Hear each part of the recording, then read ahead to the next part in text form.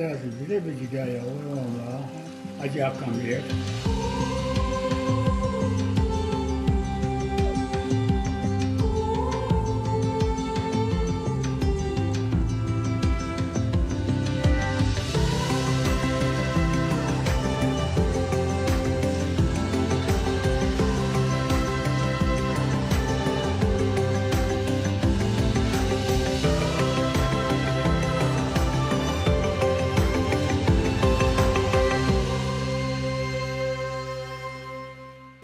Why am I still here? Because I love this place. I've always loved this place. It's something, you know, that I don't know what it is. It's, you know, I'm just bonded, you know, to this place. I think it's the most beautiful place in the world. That's what I think, you know. And I was that thought was confirmed the other day when I was in the co-op store here. And an American woman came in the door, and I didn't really know her, you know, but she wanted somebody to talk to. And I was coming in, and she had something to say to somebody. And she was a lady, you know, mid-aged lady, and she said, "My God," she said, "this is a beautiful place." And I said, "It's the most beautiful place in Cape Breton, you know, this village right here." And she said, "Oh yes," and she said, "I've been to other places too." She said, "I think it's the most beautiful place in the world, because I've been all over the world." That's my introduction to why I'm here.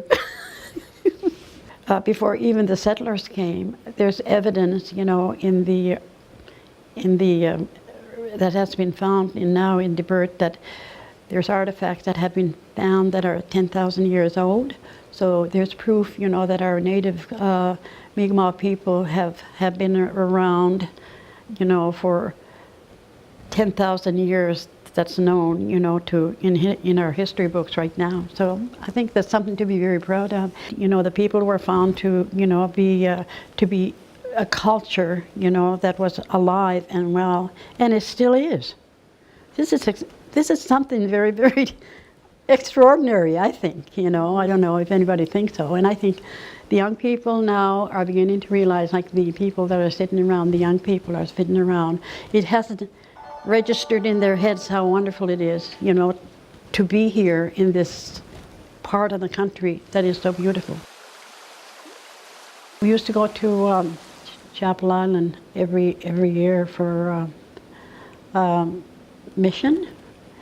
And we'd go, you know, by boat or canoe from Waikagma, you know, and you could go across the lake, you know, in boats.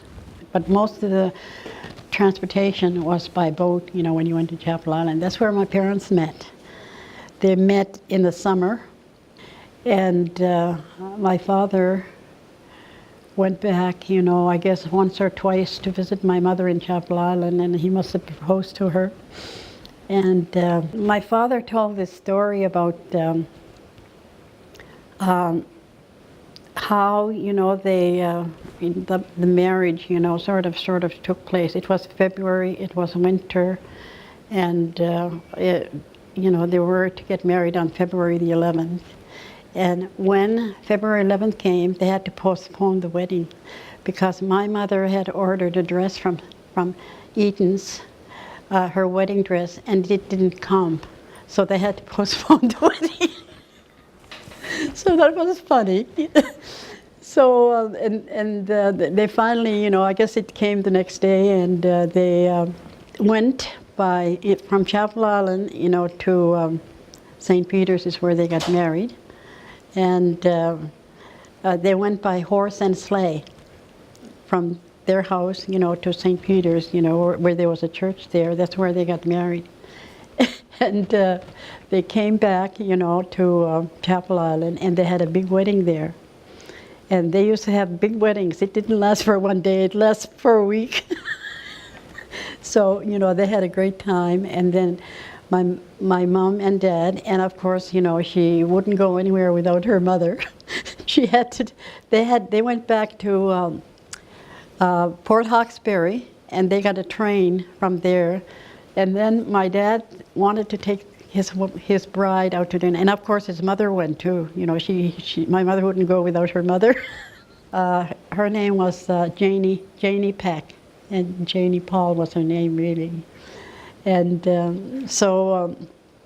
what happened was he wanted to take them out to a restaurant when they got off the train there. And my mother wouldn't hear of it, and my grandmother. The two of them were holding each other like that. They'd never been out of Chapel Island. They wouldn't go to dinner with them. He said, "You go and get us a sandwich. We're not going to go in that restaurant." She said, "They're all aglacios, you know." They couldn't speak English. So anyway, you know, they finally got home. And then when they got home in Waikagama, they finally got home, and they had another wedding there, another wedding that lasted for a week. They were married for 67 years, my parents, you know, before they both passed away. So the people were promised, you know, to send their children to schools, and of course, you know, they were going to build houses, you know, for anybody that moved, you know, under this plan, and they were going to get a brand new house and a new school, and you know, all that, you know, different stuff like that. Actually, a lot of these things happened. In fact, you know, when we moved to Eskasoni, I remember, you know, like myself, I was maybe the move from Waikagama, and in the schools, you know, didn't get built right away.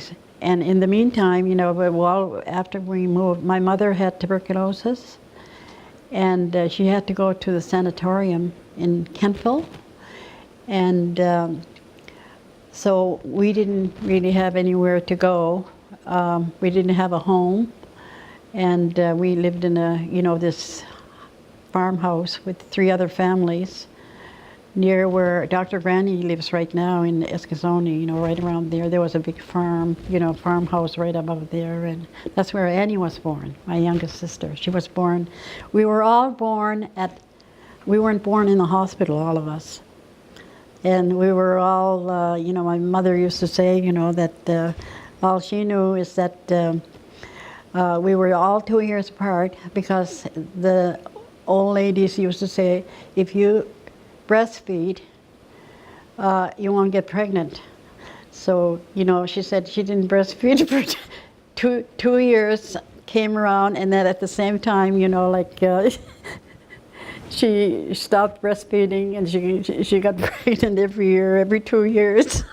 So I don't know where she learned that. I don't know where these old ladies learned that, you know, that lived, and that just a lot of them believed that. Anyway, so that's why we're all 2 years apart.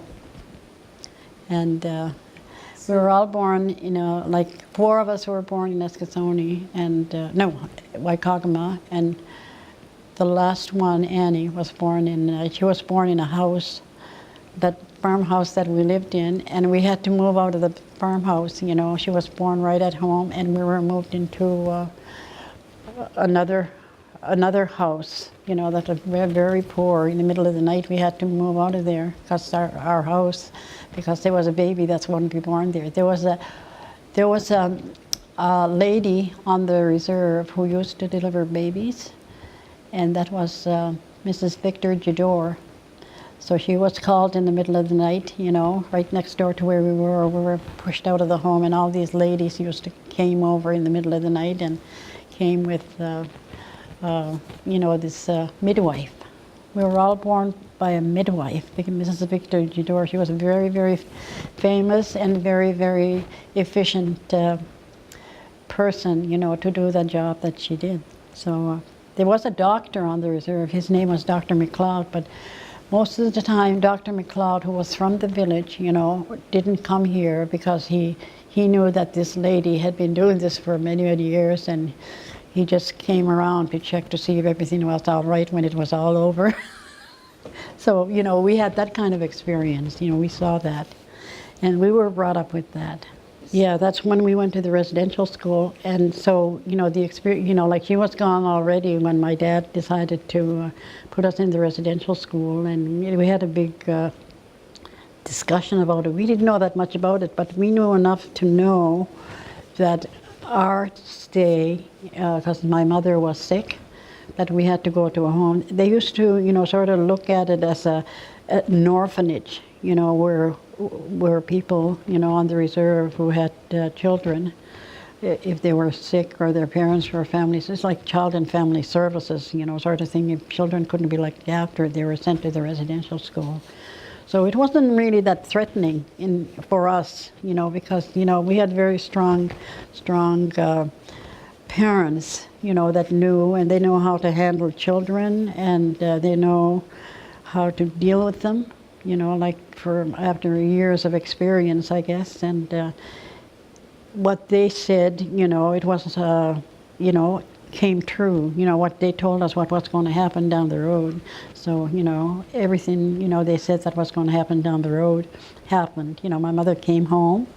She was all better, and we all came back. And at that time, our house was built in Eskilstuna already. So that's where we settled down there. That's the story of that town. And they had a brand new school there, and we all started school there in the early grades. And we came from the residential school to this school that was taught by sisters.